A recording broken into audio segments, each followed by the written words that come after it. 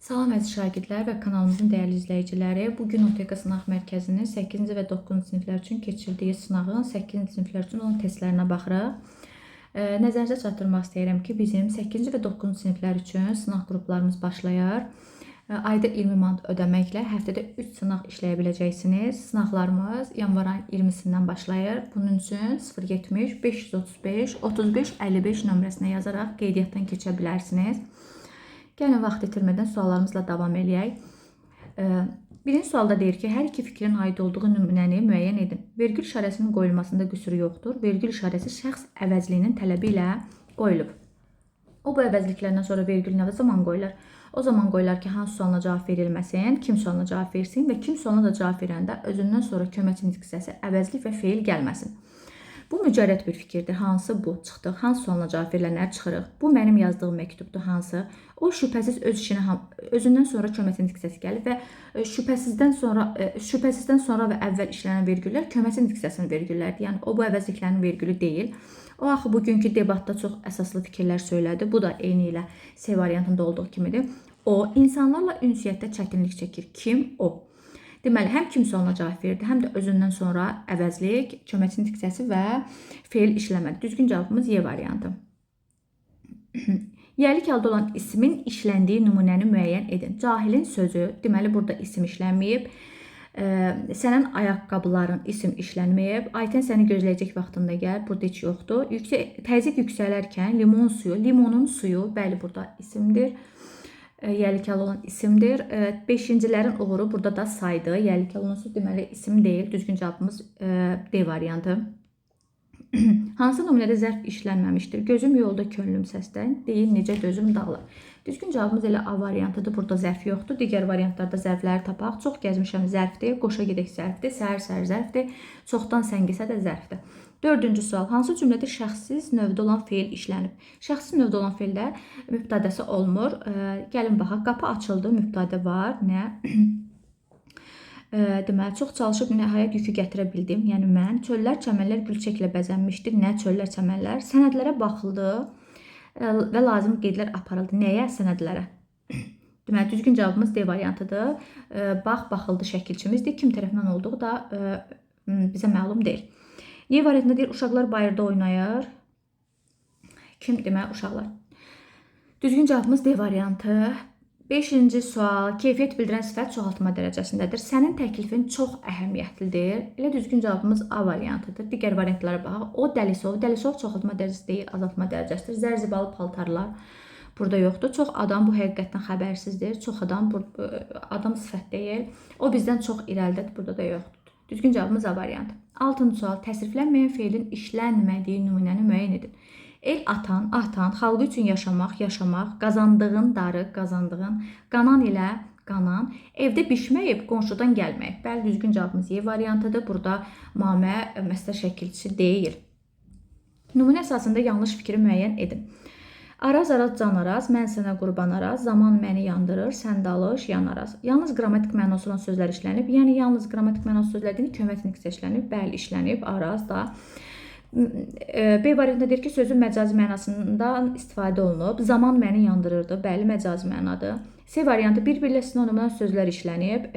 Alışmaq, yanmaq. Bəli. Tünd qara hərflərlə verilmiş sözün amonimliyi vardı. Bu yandı. Yan tərəf, bir də yanmaq. Bəli. Y variantında deyir ki, bir-birlə antonim olan sözlər işlənib. Antonim olan sözlər işlənməyib. Düzgün cavabımız Y variantıdır. 8-ci sual. Uyğunluğu müəyyən edin. Söz sonundakı cingiltili samit kar qarşılığı ilə tələffüz olunur.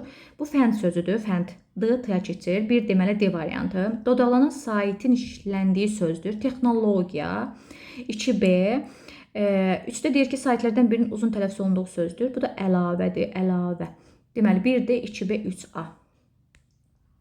9-cu sual. İzdiham ondan kənarlaşınca yaralı qartal axsaya-axsaya uzaqlaşır. Həyətin bir bucağına sığınırdı cümləsindəki sözlərlə bağlı doğru fikirləri müəyyən edin. Təsriflənən feillər indiki zamandadır. Baxaq, sığınırdı indiki zamandadır, bəli. Bir düzdür. Feillərin hər birinin halı fərqlidir. İzdiham, qartal eyni haldadır. Deməli yanlışdır, 2 yanlışdır. Quruluşla mürəkkəb olan söz feildir. Axsaya, bəli. Zaman zərfi quruluşca düzəltmədir. Burada zaman zərfi yox, zaman zərfliyi var. Deməli 4 yanlışdır. 5-də deyir mənsubiyyət şəkilçili isim həm də hal şəkilçisi qəbul edir. Mənsubiyyət şəkilçiliyi həyatın bucağı mənsubiyyət şəkilçisi söz, bucağına da yönlük hal şəkilçisi. Deməli 5 də düzdür. Düzgün cavabımız 1, 3, 5 D variantı. 10-cu sual. Sayın yazılışında səhv var. A variantında səhv yoxdur. Sahə üçün bir çox xəstələnmə. B variantında səhv yoxdur. Tədbir noyabr ayının 5-in deyil, 5-indədir olmalıdır. Düzgün cavabımız elə C variantdır. Biz 9-cu otaqda qalırıq, düzdür. Qələmlərin üstünü sinif yoldaşıma verdim. Bəli, düzdür. Mətni oxuyub vaxtınızı aparmaq istəmirəm. Birbaşa suallara keçək. 11-ci sualda deyir ki, mətnin nəticə hissəsi ilə bağlı yanlış fikri müəyyən edir. Nəticə hissəsi sonuncu abzasımız deməkdir. Gəlin sonuncu abzası oxuyaq. Nigar xanımın fəaliyyəti, həyat yolu Azərbaycan qadınının gücünü və iradəsini simvolizə edir. Deməli, həyat yolu, fəaliyyəti bunlardan bəhs edir. Yalnız bir abzasdan ibarətdir. Bəli, düzdür. Konkret bir hadisə barədə məlumat verir. Yanlış fikir budur. Konkret bir hadisə haqqında məlumat vermədən bizə deyir, Nigar xanımın həyatı, fəaliyyəti bir hadisə haqqında deyil. 12-ci sual. Cədvələ tamamlayan fikirləri müəyyən edin. Mətnə əsasən belə nəticəyə gəlmək olar. Nigar xanım yaşadığı dövrdə Azərbaycan Çar Rusiyasının tərkibində olub. Bəli. Nigar xanım ali təhsilli Azərbaycan qadınlarından ilham alıb. Xeyr, o ilk idi. Azərbaycan qadınları Nigar xanımdan ilham alıb. Digər, mətnə əsasən ehtimal etmək olar. Nigar xanım daha sonralar Rusiyadan kənara çıxıb, ehtimal o, bəli, Tiflisə də gedirdi. Deməli, ehtimal etmək olar ki, çıxıb. Nigar xanım fransız dilini ali təhsil aldığı müəssisədə öyrənib. Bunu niyə ki, atasından da öyrənə bilər? Deməli, düzgün cavabımız 1 və 3 D variantı. 13-cü sual. Hansı yeni fikri mətni əsasən təksib etmək olar? Gəlin baxaq. Burada düzgün cavabımız Y variantıdır uşaqlar. Deyir ki, Çar Rusiyasında müharibə iştirakçılarının, ailə üzvlərinin sosial müdafiəsi layiqincə həyata keçirilirdi. Ancaq mətnimizdə isə belə bir cümlə var. Gəlin mətnimizə qaydaq. Mətnimizə qayıda bilmirik uşaqlar, deməli. Ruçkamız bugün işləmir, ona görə də mətnimizə qayıda bilmirik. Gəlin, mətnimizdə belə bir cümlə var idi, deyirdi ki, Nigar xanım onların təqaüd almasını tələb edirdi. Yəni, Çar Rusiyasından təqaüd almasını tələb edirdi. Burada isə deyir ki, sosial müdafiəsi layiqincə həyata keçirilirdi. Xeyr, layiqincə həyata keçirilmirdi. Nigar xanım onu tələb edirdi.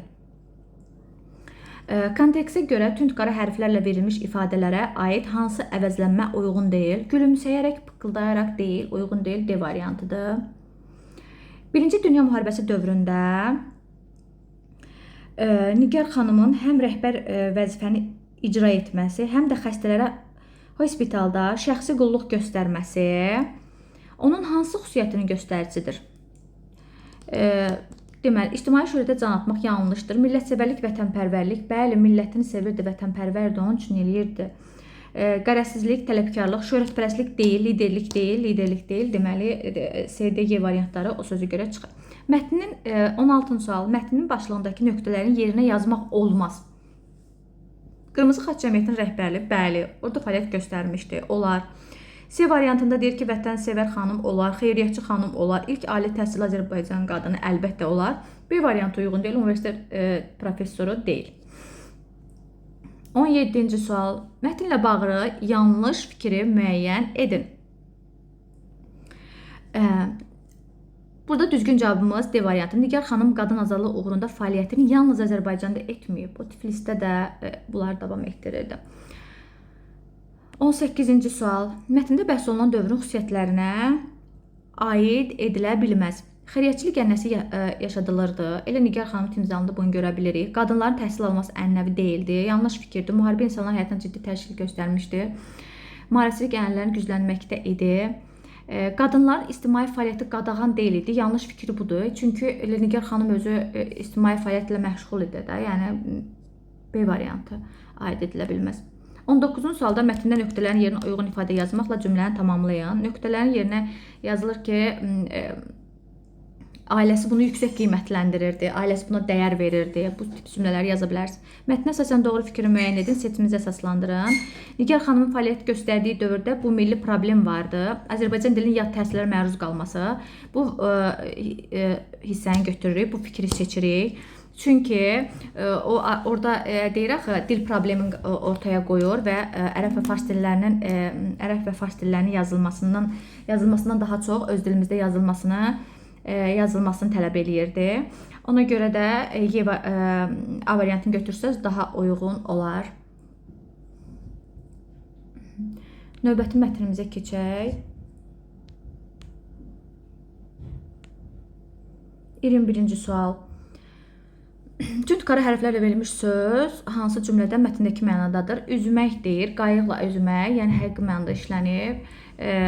Əlimi üzmüşəm yanlışdır, gülləri üzdü yanlışdır, içində üzürdü yanlışdır, bolluq içində üzürdü yanlışdır. Mən gəmi ilə Həştərxanda üzdüm, düzgün fikir Y variantıdır.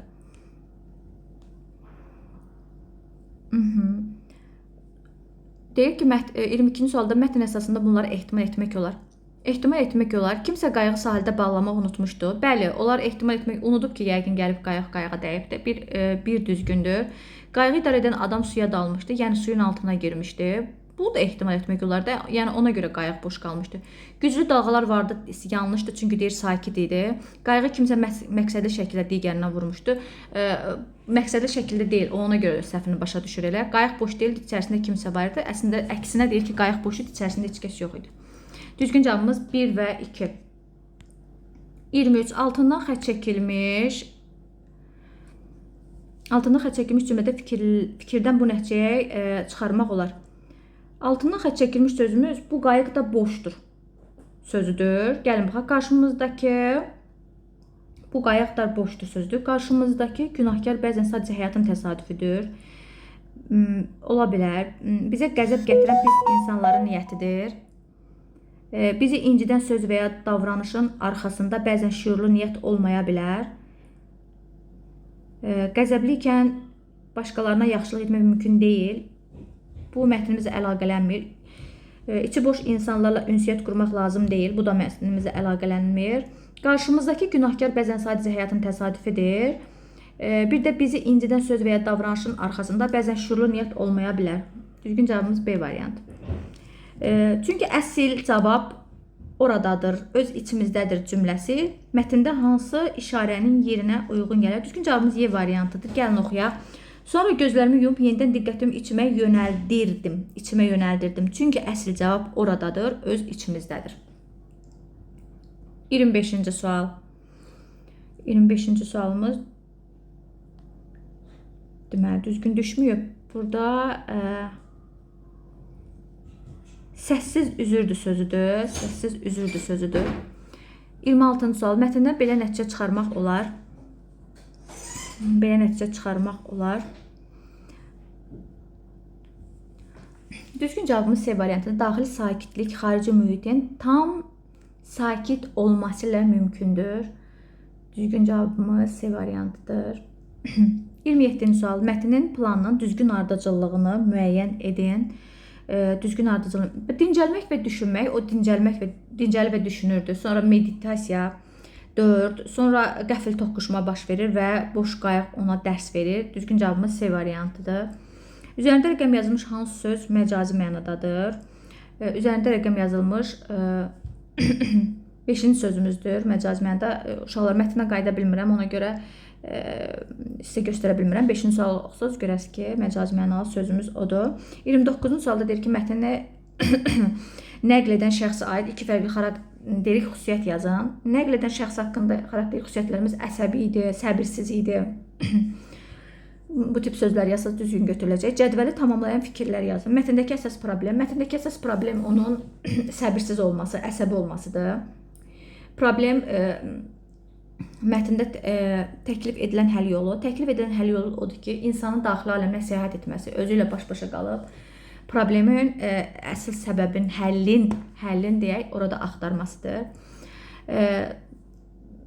İzahlarımız inşallah bu qədər. Ümid edirəm nəticələriniz ürəkaçan olar. Növbəti bu tip videolarımızın gəlməyini istəyirsinizsə kanalımıza daxil olub, abunə olub, fikir bildirib, rəy bildirib, bəyənmə işarəsini vurmağınız bəsdir.